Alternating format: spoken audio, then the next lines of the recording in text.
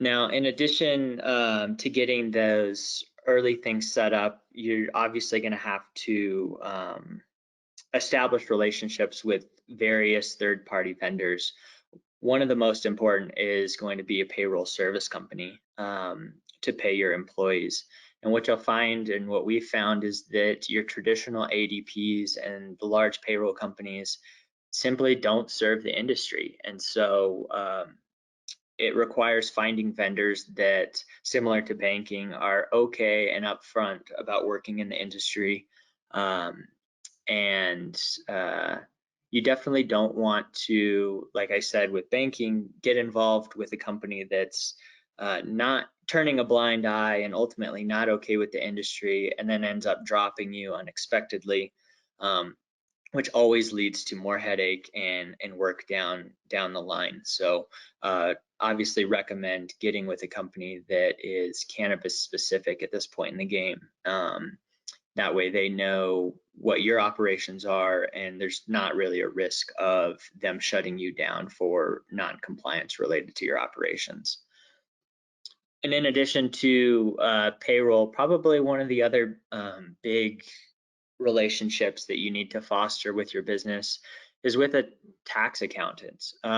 Like I mentioned earlier, one of the biggest barriers to cannabis business success and profitability is what we call internet or IRS section 280E, which basically states that no normal business deduction or credit can be taken if that business's operations are related to the trafficking of a controlled substance that is federally illegal.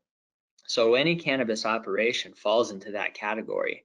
And basically what that means is that for a normal business, you've got your top line revenue, and then you're able to subtract out your cost of goods sold, and then able to subtract out further any operating expenses to arrive at a reporting net operating income. And that's typically what businesses are taxed on.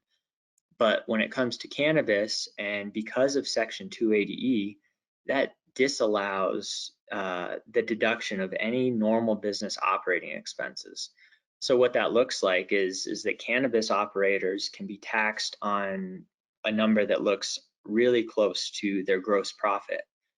And so I've seen anywhere from 50 to 75% tax rates on companies that weren't aware of these issues going in and didn't do the required planning to try to take advantage of every deduction possible. And so I advise to, get involved with your tax accountant early. Make sure that they have experience dealing with cannabis specifically, 280E specifically, and have experience dealing with federal and state regulators, as audits seem to be pretty commonplace in the industry right now.